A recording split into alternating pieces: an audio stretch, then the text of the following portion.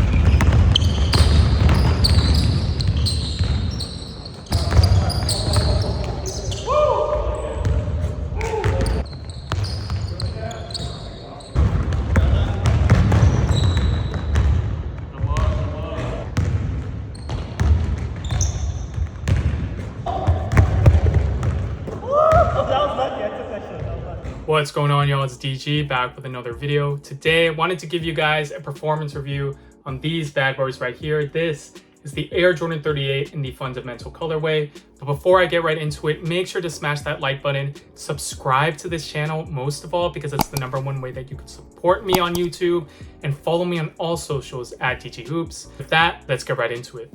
First off, I want to give a major shout out to Jordan Brand for sending me this pair early. So I have been playing in these for the past month.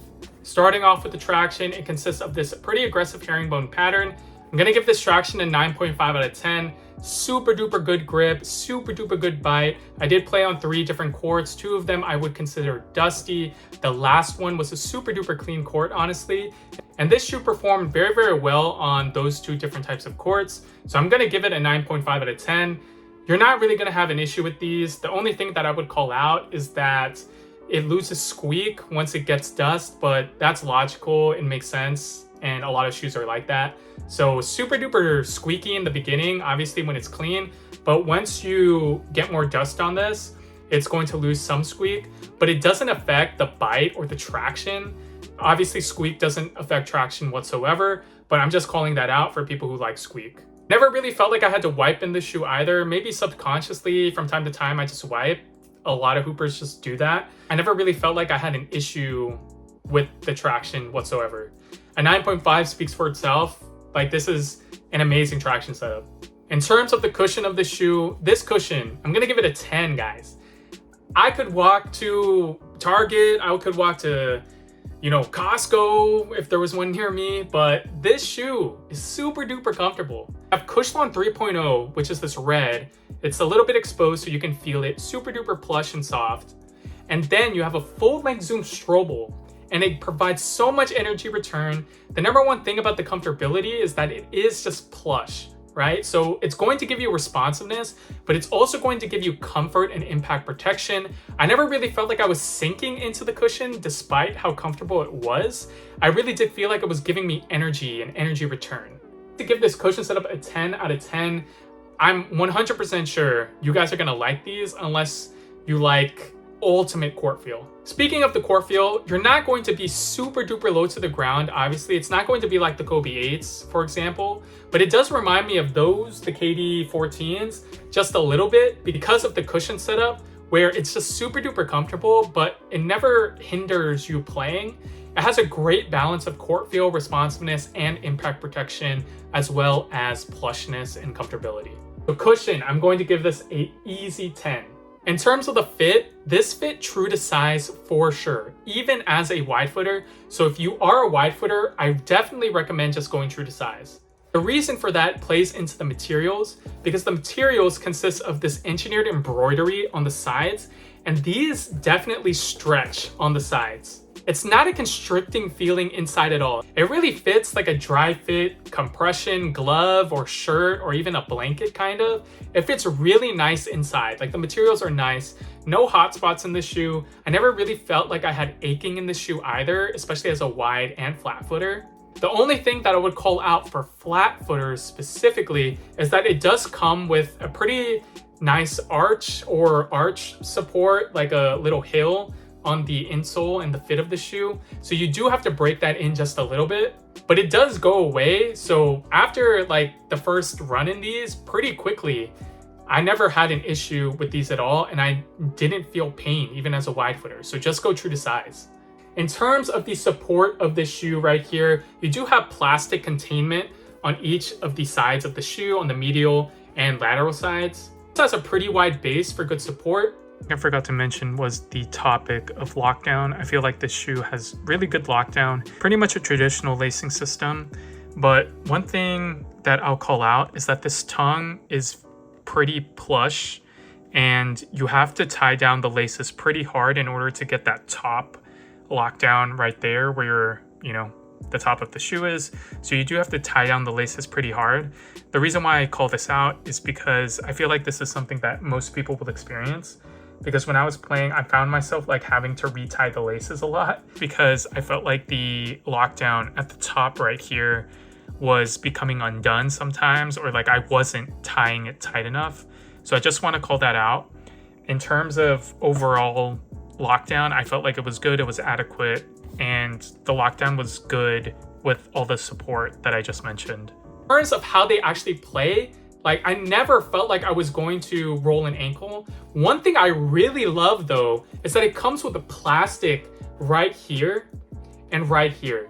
So I jab a lot. I do a lot of jab steps, and I like really jab. Like I like really try to throw people off because I feel like that's one of my few moves. I have like no dribble pass. I'm not like Kyrie. Like I gotta like create space somehow. So I like jab pretty hard. And I really love how there's plastic right here. So it keeps me locked in. It keeps me confident, subconsciously. Like I never felt like I was going to slip. Couple that with the great traction, has great support. So I really had no complaints. I never rolled an ankle. It is also a high top with a great heel counter. So guys, like the support is there. I don't know what else to say. In terms of the weight of this shoe is a high top, guys. So it's not going to be the lightest shoe, but it's also not the heaviest shoe. I feel like it's in the middle, honestly. So I'm used to playing in a lot of Kobe's, a lot of low tops, because that's literally most of the signature shoe basketball market is a lightweight low top. These are not going to be like that. These are a supportive shoe with a lot of tech. It is also a high top. So if you are a stickler for weight, then honestly, you may not like these. Even with a little bit of weight on the shoe, I feel like it's made up for because of the great support features, the amazing traction, and the 10 out of 10 cushion, in my opinion. That's the one call out I have about this shoe, okay? So I do feel like I move pretty fast, in my opinion. I also move with a lot of force, which is great because this has great cushion and great support. But the weight I felt on this shoe just a little bit after having performance tested a lot of lightweight shoes. That's the one call out, right? So if you like the lightest shoe in the world, and that's all you care about, this is probably not the shoe for you. In terms of aesthetics, I love how this shoe looks, guys. When I first saw the leaks of this shoe, I was very impressed with the direction Jordan Brand was going in. Because I did not like the 37s, guys. I did not like that shoe. There's only one colorway I have, and that's a colorway I got for free when I did a campaign with Foot Locker and Nike, and that's the undefeated Jordan 37. I love that colorway, but the shoe I didn't like aesthetically at all, and I felt like performance-wise it was good, but it just felt super bouncy in the forefoot, and I felt like I was gonna roll my ankle. The 36s, I did like aesthetically. I also didn't like the materials. I knew they were going for a super lightweight ride, and that's why they used that. It was a great shoe, great performer, but it's not one of my favorites. 35s, I didn't really like the 35s at all in anything. 34s, this is my favorite since the 34. 34 felt amazing, but also aesthetically, like, it's not a premium shoe in my opinion. This shoe is just super nice in hand. I feel like this colorway doesn't do this shoe justice, although this is like a Chicago, this is the fundamental colorway, and this is something that like MJ would wear today. I feel like, but aesthetically, silhouette wise, I love how they look. I love how they look on feet, and this is like an old school kind of modern shoe. Really like the direction Jordan Brand is going in. And did you guys see that aqua colorway, guys? That is absolutely insane. I might double up on those. Those are just fire. One for going to the grocery store for the comfort, the other one for the court, maybe one for outside. Like, super duper excited about the aqua colorway. Aesthetically, these are fire in my opinion. So guys, that's pretty much the performance review on the Air Jordan 38 from Jordan Brand. I do feel like this shoe a lot of people will love, okay? This is easily a top 3 performance shoe of the year. And I say that because this is an actually new shoe that released in 2023. Like, this shoe is very, very good. I feel like a lot of people will like these. The only reason why people wouldn't like these is because it is a high top and because it has a bit of weight on the shoe.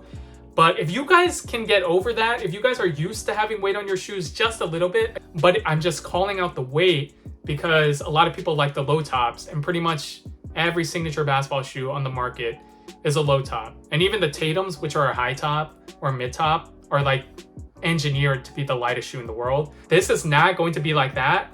But if you guys can get over a little bit of weight, man, these might be performance shoe of the year by far. I can't wait to get future colorways. I can't wait to continue playing in these. I might transition this shoe to outdoors because of the cushion. And I just love this shoe. Like, this shoe gets me excited. It's a fun shoe to play in because of the comfort, the responsiveness. It has a good balance. Let me know what you all think of this colorway right here. Let me know what you guys think of the performance.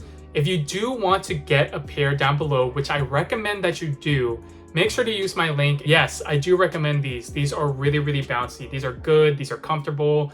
And if you can get over a little bit of weight, I feel like you're also going to really like these. I feel like big men will love these. Like, guards will really like these as well, especially in the right colorways, because a lot of the kids like the colorways. This shoe, in my opinion, is better than 36. It's better than 35.